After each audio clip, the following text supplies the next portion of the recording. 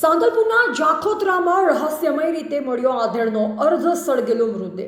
હત્યાની આશંકા સાથે પોલીસ તપાસ તેજ. પાટણ જિલ્લામાં સાંતલપુર તાલુકાના જાખોત્રા ગામમાં ગુરુવારે ગંભીર અને રહસ્યમય ઘટના સામે આવી છે. ગામના ખુલ્લા મેદાનમાં એક આશરે 60 વર્ષીય આધેડનો મૃતદેહ અર્ધ સળગેલ હાલતમાં મળી આવ્યો છે. મૃતકના શરીરે મહિલા જેવા કપડાં, જેમાં ઘાઘરો અને ઝાંઝરી પહેરાવવામાં જોવા મળ્યા છે, જેને લઈ સમગ્ર પંથકમાં ચકચાર મચી ગઈ છે. પ્રાપ્ત વિગત અનુસાર મૃતકની ઓળખ વૌવા ગામના રહેવાસી હરજીભાઈ દેવાભાઈ સોલંકી તરીકે થઈ છે, જેમનું મૂળ ગામ પીપરાળા હોવાનું કહેવાય છે. ઘટના સ્થળે યુવતીના કપડાં જેવી ચીજો જોવા મળતા કેટલાક લોકો આ મૃતકને સાથોસાથ સાંતલપુર પંથકમાં ગુમ થયેલ યુવતી સાથે જોડીને જોઈ રહ્યા છે, એવી ચર્ચા પણ જોવા મળી રહી છે.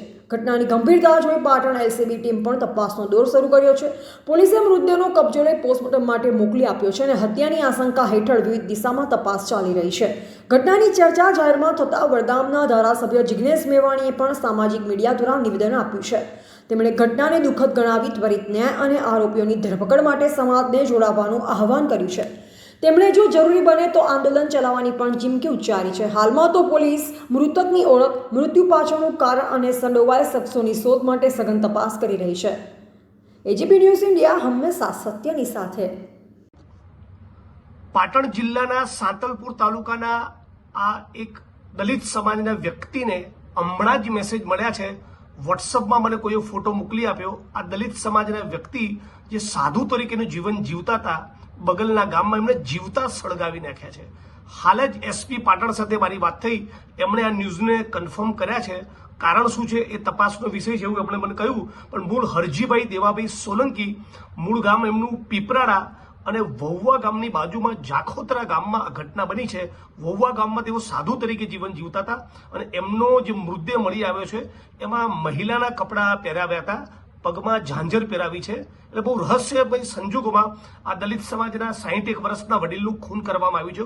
હું પાટણ અને સમગ્ર ગુજરાતના દલિત સમાજના લોકોને અપીલ કરું છું. હમણાં 2-3 દિવસ હું આઉટ ઓફ ગુજરાત છું, પણ બધા જ લોકો આ મુદ્દે એક આંદોલનનો રસ્તો અખ્તિયાર કરે. જ્યાં સુધી તમામ આરોપીની ધરપકડ ન થાય ત્યાં સુધી આ મુદ્દે આપણે લડવું જોઈએ, સંઘર્ષ કરવો જોઈએ. અમરેલીની ઘટના હમણાં તાજી જ બની છે. એના પછી વિરમગામમાં એક ઘટના બની. સુરેન્દ્રનગરમાં દલિત સમાજના એક વ્યક્તિ ઉપર હુમલો થયો અને આ 61 વર્ષના, 18 વર્ષના દલિત સમાજના વ્યક્તિને જીવતા સળગાવી દેવામાં આવે. આ તમે દ્રશ્ય જોઈ શકો છો. આટલી ભયંકર ઘટનાઓ આ ગુજરાતમાં બની રહી છે. એટલે દલિત સમાજે બહુ મજબૂત તાકાત સાથે સંગઠિત બનીને રોડ ઉપર ઉતરવાની જરૂર છે. આ ભારતીય જનતા પાર્ટીના શાસનમાં દલિતોનું અપમાન કરવું, દલિતોનો સામાયિક બહિષ્કાર કરવો, એમને પોલીસ રક્ષણમાં જીવવું પડે, ભયમાં જીવવું પડે, એમના મર્ડર થઈ જાય અને જીવતા સળગાવી નાખવા સુધીની ઘટના બને, એક માણસને જીવતો ભૂંજી દેવામાં આવે, આ કેટલી ભયંકર ઘટના છે. અને પછી આ ઘટના પર ઢાંક પીછોડો કરવા માટે મહિલાના કપડાં પહેરાવી, એમના પગમાં ઝાંઝર પહેરાવીને આ લાશને રજડતી મૂકી. હું આશા રાખું છું, પાટણ એસપી સાથે વાત થઈ, એમણે ટીમને કામે લગાડી છે, પણ દલિત સમાજના તમામ માણસોને, તમામ માણસો જે સમાનતામાં અને ન્યાયમાં માનતા હોય, બંધારણમાં માનતા હોય, બધા સાથે મળીને લડવું જોઈએ. આ આધેડભાઈના વ્યક્તિના પરિવારજનોને શું ઘટના બની, કયા કારણસર બની, એનો કોઈ અંદાજ નથી. હમણાં જ મારી પર એક અજાણ્યા નંબર પરથી ફોન આવ્યો. એમણે મને ઘટનાની વાત કરી અને હાલ પાટણ એસપી સાથે વાત કરી છે.